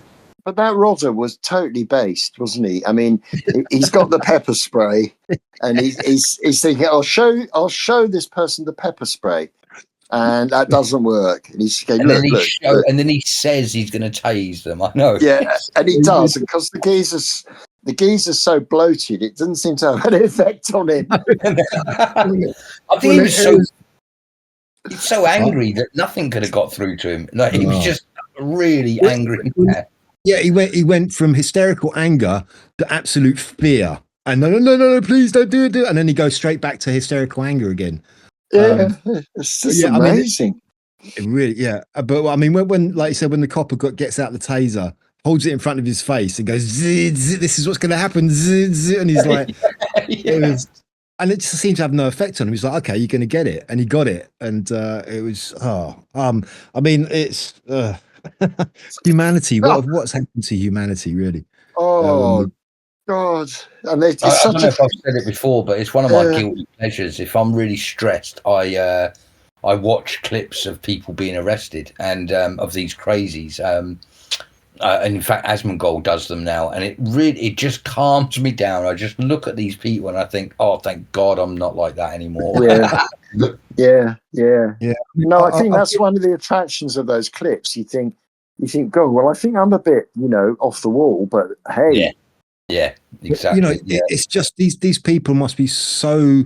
I don't know. You just because I've started watching those Asmongold clips of these people getting arrested by cops, and it's just a routine stop, and they just absolutely turn it into a major problem, and they end up getting arrested and charged for this, that, and the other. And it's like, why did you do that? All you have to How do is did just it get to comply. this? Yeah, Comply. I mean, especially cops in America, you don't fuck around. You do what they tell you to do. Right? You do not mess around with American cops. Just like yes sir, no sir, whatever. And these people just go crazy. I mean, it's just unbelievable. Unbelievable. Well, I'll tell you what, this is one of the things in my job is we're trained to spot fraudsters, and the fraudsters, a lot of them go crazy. Yeah, because they're phony. Yeah, when they're phony and they're bluster. They think they can bluster their way through things by shouting, get their own way. They're just trying to put you on the back foot, basically, don't they? Yeah, yeah, they do. Yeah, that's exactly what they do. I mean, one of them we caught a couple of weeks ago, and they just actually complained about me. Said I didn't have show enough respect. So my mate Rob, who's hardcore, said, oh, "Okay, well, you can make a complaint if you want." And they said, "Yeah, I think I will." Didn't realise that complaints go to the underwriter. The underwriter is totally hardcore. And then they found out they did a quick investigation. Oh dear, this chap's made. Oh, he's got about 10 claims with all different insurance companies. Oh, okay. So they do this. They don't realise what they're doing. It's like that fella, the bluehead fella. He's bringing. Vivs. Sorry.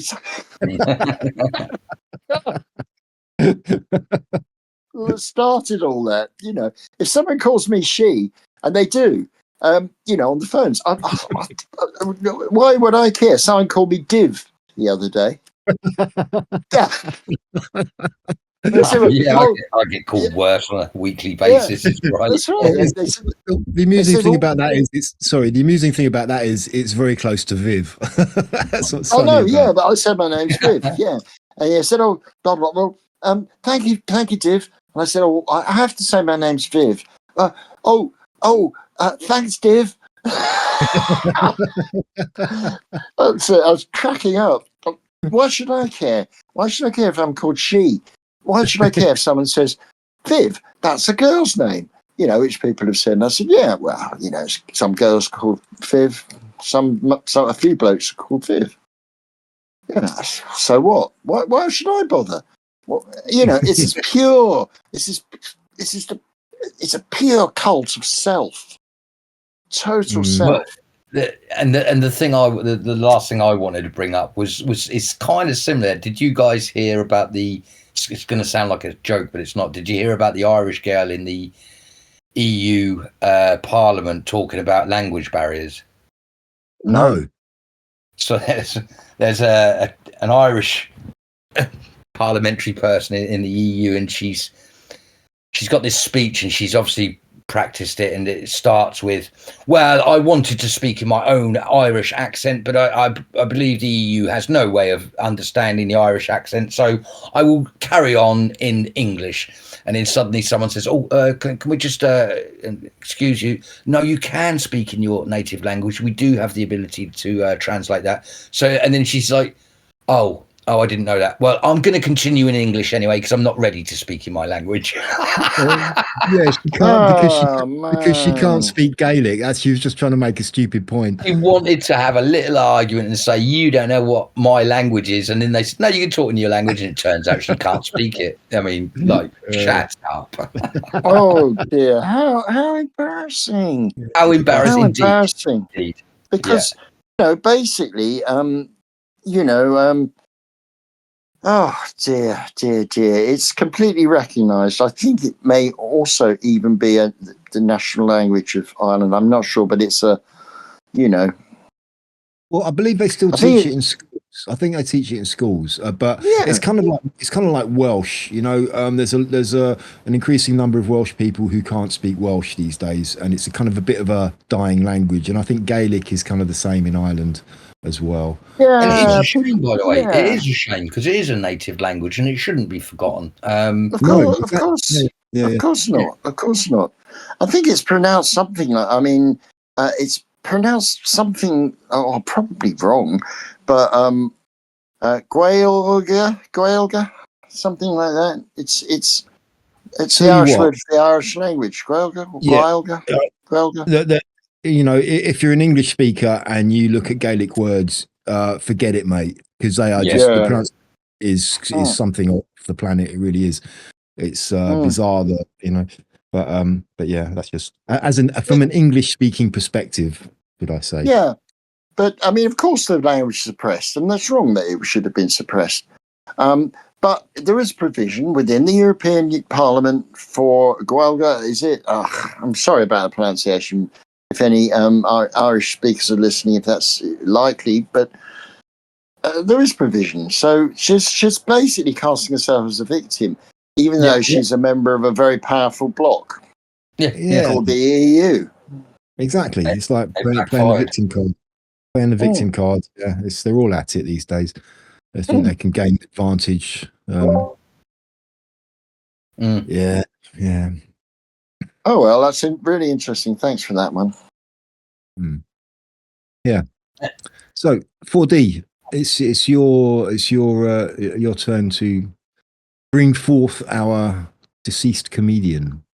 It is, and as I was sneakily saying to Bronze just before we started, I literally remembered 2 minutes before I came on. I thought, oh damn, it's my choice. I hadn't even looked up. So it's the same person. I've got the person I wanted to do, but I just literally haven't looked anything up. The person I've chose is Penelope Keith, and the reason I chose Penelope Keith is because she unfortunately departed a few weeks ago. He frantically opens his Wikipedia page, but yeah. So Dame Penelope Anne Constance Keith, born on the 2nd of April. Sorry, go on. No, I was just gonna say I didn't realise she was a dame. She'd been knighted. I didn't realise that. Yeah. Oh yes. Everyone okay, on yeah. telly's a dame or a sir now. Yeah, true. Born on the 2nd of April 1940 and passed on the 29th of June. Sorry, 2nd of April 1940 she was born, and 29th of June 2026 she passed. Oh, war And baby. she's the sort of co-star for me. I grew up with her alongside the other three in A Good Life. Loved it, and I loved her in it. I loved all of the characters in that, actually. Yeah, she was very much the kind of the nation's posh totty, wasn't she? Yeah, everyone kind of fancied them. I mean, The Good Life was like a British sitcom from the 70s, and it was basically these two couples living in suburban. I think it's like Surbiton, which is a suburb of London. They're kind of very middle class, but the two of them kind of want to go down the self-sufficiency route. So he quits his job and they start growing vegetables and rearing animals in their back garden and going very basic. And then Penelope Keith was the wife of the couple next door, who were very kind of middle class and a little bit snooty, but they had this. Kind of the friction in there to the relationships of the four of them was what created the comedy. Yeah. And just seeing there, she got her damehood in 2014. Oh, okay. Oh. Yeah, I only really know her from two sitcoms. There was The Good Life, and then a bit later on, she was in another sitcom called To the Manor Born. That's right. Yeah. Where she played this kind of upper class landowner who was forced into hard times, and she had to sell the whatever it was, the mansion, and she ended up living in the gatekeeper's house. And this kind of new money guy from Eastern Europe came in and bought the mansion, and they kind of developed this relationship. Yep. And I mean, I think you're right. It's pretty much those two things that she'd be known for. But she joined the Royal Shakespeare Company, so she was a full out actress, and then just possibly sort of fell into that comedy role. But she'd won an award for doing plays with the Royal Shakespeare Company. So yeah, I would have imagined. I would have imagined she did a lot of theatre work. Yeah, I mean, she wasn't a film actress, and like I said, she did those two sitcoms, which kind of made her nationally famous.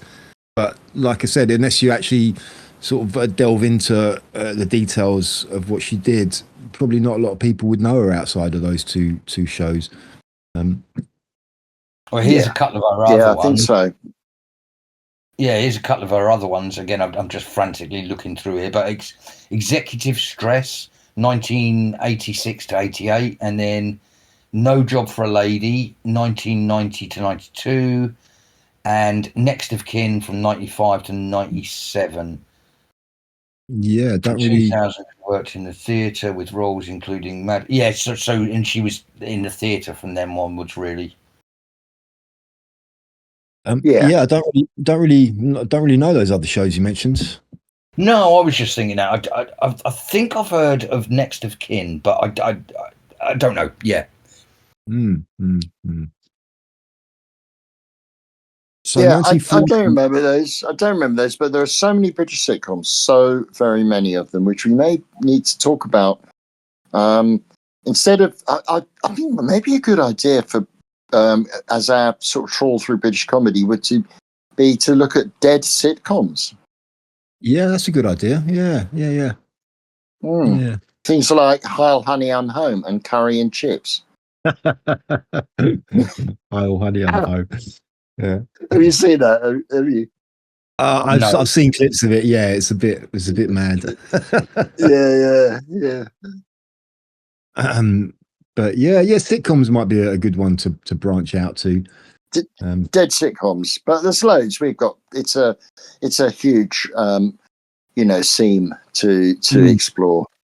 Yeah. Well, I think we bring them all up when we bring up these people anyway. To be fair. Yeah. You're right. You're right. Yeah. Well, if we ever get stuck for individuals, we can maybe use sitcoms as a stopgap. But so she was born in 1940 and she died. So 86. She was 80, 40, 60. Yeah, 86. That's not a bad innings, is it? Not bad. Yeah. 86, yeah, well done. Yeah. 86, yeah. Not bad at all. Yeah.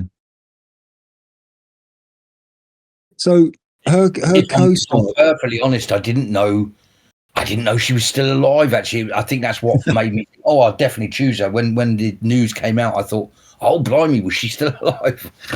Yeah. I was just wondering if any of her co-stars in The Good Life, because it was Richard Briers, Felicity Kendall, and who was the other guy? Jerry. Who played Jerry? Paul Eddington. Paul Eddington actually went on to he was in Yes Minister and Yes Prime Minister, which was really good series. So he was. I forgot. Yeah, of course. Yeah, he did a couple actually. Yeah, he did quite a few sitcoms. Yeah. Yeah, and Yes Minister and Yes Prime Minister were really good. But I was just wondering if I think Felicity Kendall is still alive. I'm not sure if Richard Briers is or Paul Eddington. I think Paul Eddington may have passed away. I'm not sure. Could be wrong.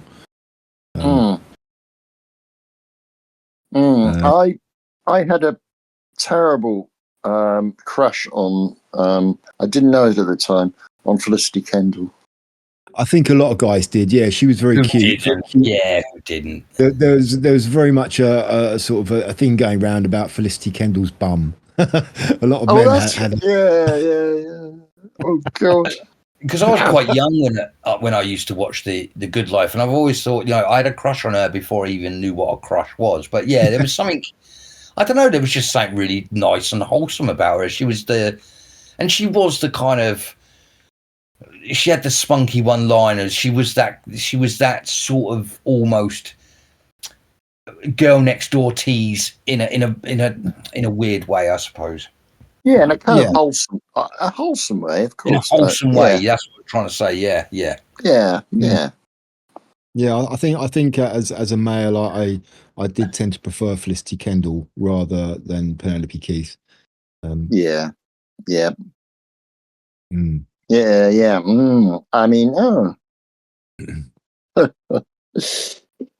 I don't know though. She was now at my age. Looking back now, looking at this photo of her, she was, as in Penelope. She was a very attractive woman, actually. Yeah. Yeah. Mm. Yeah, for sure. I mean, she had a slightly mad look about her as well, which is quite endearing. Yeah, she had a bit of a horsey look, didn't she? She was a little bit. Yeah, the middle class horsey look. She did. Yeah. Yeah. It was great though, because in The Good Life, it was like the chalk and cheese between the two couples and the two lifestyles, but it was really well played by. Jerry, the character of Penelope Keith's husband in that, Jerry, he was just very easygoing, a little bit browbeaten by Penelope Keith's character Margot. Yeah. But she definitely wore the trousers in that relationship.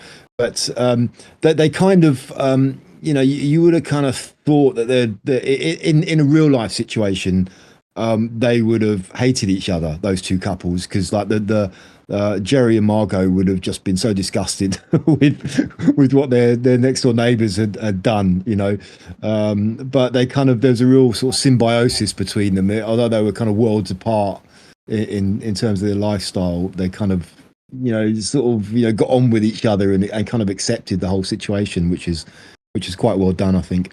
Yeah, it was brilliant. I thought it was absolutely brilliantly done. I love The Good Life. Yeah. And there was also sexual tension between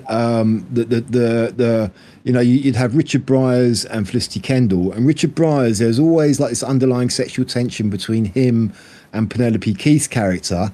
And that's right. Yeah, the same between Jerry and Felicity Kendall's character, which kind of made it really quite interesting. It's like, ooh. Yeah.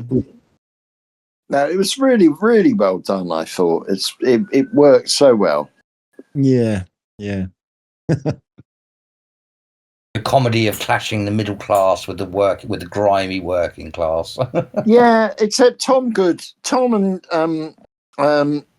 Barbara. was Barbara, wasn't it? Yeah, Tom and Barbara were middle class as well. It's just that thing in the 70s when there was this big sort of thing of getting back to the land, of growing your own food, and it was an influence from hippiedom, the 60s, and people sort of got into it at the time. I remember my mum was kind of, she was sort of into all that stuff. They absolutely loved the show. So, there was that aspect as well, but it became a bit more tame. Obviously Tom and Barbara they were middle class as well, but so they weren't exactly working class. They lived in Surbiton, for goodness sakes. Yeah, no, they weren't working class. Yeah, no, but they were more. You're more sort of, I don't know, more eco. Before it went wrong, of course. Yeah, it is. That was the time when it seemed like every sitcom was pretty much about middle class families. Or most sitcoms were middle class, weren't they? There was very few working class sitcoms in those days. I'm not so sure. Alf Garnett was revived. Steptoe and Son was still going strong. There was Love Thy Neighbour. There was Rising Damp. So I don't know quite about that. I do get what you're saying. There was also, of course, what's that? Freedom for Tooting. What's that for? Wolfie Citizen Smith. Yeah. although he was middle class as well. The family was middle class in that as well. You know. The whole background.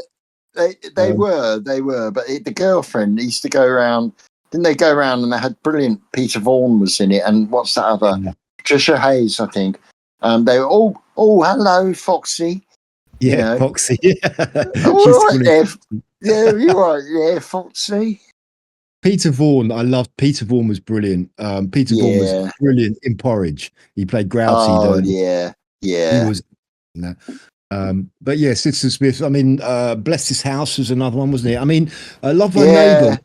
Was that Love Thy? Yeah, I suppose Love Thy Neighbour was working class, wasn't it? Yeah. You got the black family and the white family living next door, clashing all the time, but not really.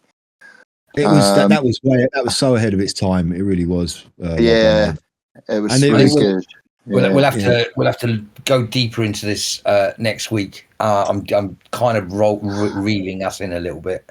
Oh God, look at the time. Yeah. Oh, right. Yeah, of course. Yeah, Philip. Oh my God, Felicity Kendall was married to Tom Stoppard. Yeah, oh, really? Okay. Yeah, I didn't know that. Oh, only until 1998. Yeah. She's still alive. Yeah, I thought she was. Yeah. Yeah, she was born 46, and she's age 79 now. Right. Okay. And she looks pretty damn good, I got to say. Yeah, bloody I'm sure hell. she would. Bloody hell. Anyway, moving swiftly on. I don't know if I told you guys this, but around here I've got quite famous. I'm quite a well-known YouTuber now, and earlier today this 25-year-old woman came up to me and she offered to make love to me. In exchange, I'm supposed to advertise some kind of stupid bathroom cleaner or something on YouTube. And of course, you guys know me quite well. I declined because of my strong morals and willpower. And talking about morals and willpower, they're nearly as strong as Ajax, the super strong bathroom cleaner now available scented in vanilla. Touche. Anyway, I was leading on. It was, and I'm going to admit, I've stolen that from Paz 7265. What is it, Paz 49? I saw he put that joke out today, and it just really made me laugh. And I thought I'm going to steal that from him. Yeah, excellent. Yeah, it reminds me of a little video short I saw a few years back, and it's this guy, and he's standing in the street, and he goes, "Listen, you want to watch out. There's a guy around here, and he's keeps asking for sexual favors. He offered me a can of Coke and a packet of M&Ms. So if you see him, watch out." And then he kind of points, and he said he was just over there, and he's holding in his hand a can of Coke and a packet of M&Ms. Yeah, very good. Yeah. Okay, so what have you got for us this week? Okay. Right, a German is crossing the border into France, and the customs agent asks, "Occupation?" The German says, "Not this time, just visiting." Yeah. Yeah. Two men are playing golf. One's about to take a shot when a funeral procession passes by. He stops, removes his cap, bows his head, and stands quietly. His mate says, "That's the most respectful thing I've ever seen." The man replies, "It's the least I could do. We were married for 35 years.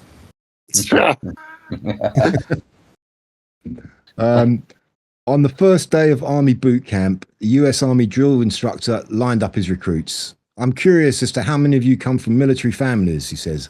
"Did anyone in your family serve?" He points at one recruit. "Yes, sir," the recruit answers. "My father served in Iraq during the War on Terror." "Good," says the DI. "What about you?" as he points to another one. "Yes, sir," the recruit answers. "My grandfather served in Desert Storm." "Excellent," says the DI. "And what about you?" He points to a third one. Yes, sir, the recruit answers. My great-great-grandfathers fought in Normandy. Ah, says the DI, the finest day in the history of the United States military, the DI, says the DI. 1st Infantry, 82nd Airborne? No, sir, the recruit answers. 21st Panzer Division.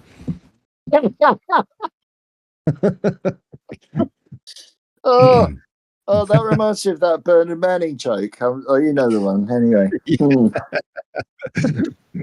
Yeah, about falling out. That's going to be like last week's one, where it won't be until I listen back that I get that one. But and I also want to say it took me all bloody week to understand the lemon tree one. I get it now. Did you get it? It's because I think you didn't emphasize elementary enough for me to get it. Yeah. Oh, right. Yeah. Did you finally get it, by the way, Viv? No, I just got it. Thanks for that. Right. Yeah.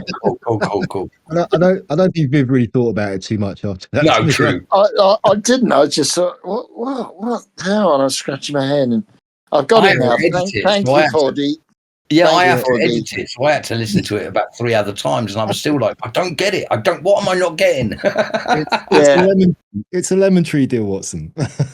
Yeah, totally get it now. Anyway, sorry. That's all right. I think I've told this one before. I can't remember, but I'm going to tell it again. Yesterday, I accidentally sent a naked picture of myself to everyone in my address book. Not only was it embarrassing, but it cost a fortune in stamps. This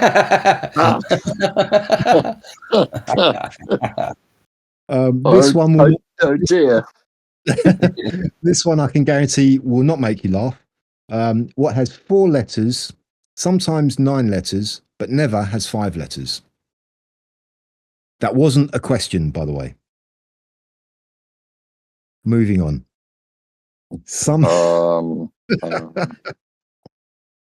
Oh dear. It's another one for you, 4D. Tell me next week what the hell that meant. I think Viv, you're better positioned to get that one. Do you reckon? Yeah. Okay. I'll repeat them, but I will never explain them. That's a rule of thumb. Good. Yeah. Very good. Good. Some Chinese office workers were sick of putting numbers in spreadsheets, so they rioted. It came to be known as the Taiping Rebellion. A friend of mine lost his wife due to his gambling addiction. He's determined to try and win her back. Yeah. Yeah. I'm actually really good at spelling tests. It's all the other words I have trouble spelling. Yeah. The last time King Charles III said the words Andy Bernham was when he was telling his brother to get rid of some photos. That's that. I've heard that one. Yeah, I got it. Have you got that, 4D? No. No. You'll get it when you listen.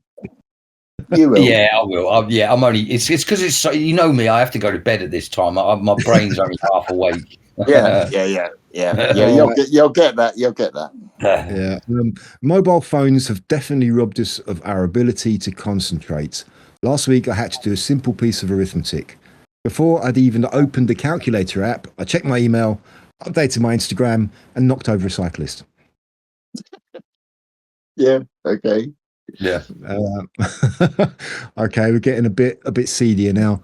Last two. Yeah. We'll have to end on a low note, I'm afraid. A guy walks into a costume party wearing nothing but a pair of jeans. The host welcomes him and asks him what he's dressed as. I'm a premature ejaculation, the guy says. Puzzled, the host says, I don't understand. And the guy says, well, I just came in my pants. Yeah. Okay. Okay, thanks for lowering the tone, but that's not bad. That's not bad. Okay, well, it's going to get even lower, and I'm going to end it on this one. So I can make a quick getaway.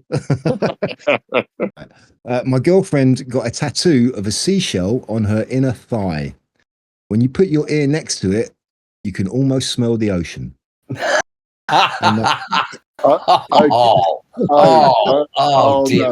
Right. Oh no. And that's a good night from him and a good night from me. Have a lovely week, gentlemen. Yeah, Yeah, have a lovely time. I'm really sorry about the last one, any listeners who are still remaining.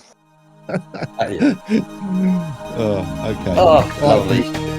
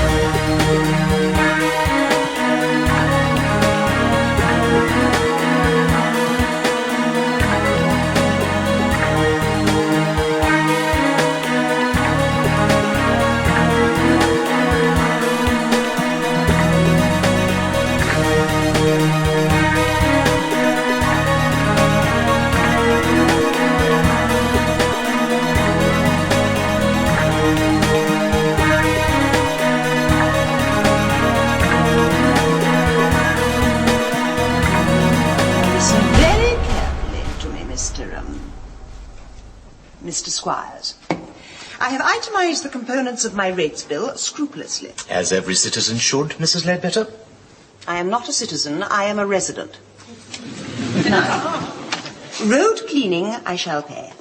Street lighting, I shall pay. Ground rent, I shall pay. But when it comes to the drain in front of my house, I shall not, because it is blocked up and overflowing. Oh, well, I'll make a note of that. You will do more than that, Mr. Squires. You will have a plumber on my doorstep at 9 o'clock tomorrow morning with a plunger in his hand, or you will not get a penny. Now, just who do you think you are, Mrs. Ledbetter? I am the silent majority. Look sharp. Right, well, I'll certainly get on to drains and try to get them to come this week. 9 o'clock tomorrow morning. Mrs. Ledbetter, you're hardly in a position to make demands when I'm already holding your cheque in my hand. That cheque is post-dated and can be cancelled in a trice. 9:30? 9. Very well, Mrs. Ledbetter, I'll get your receipt. That's better.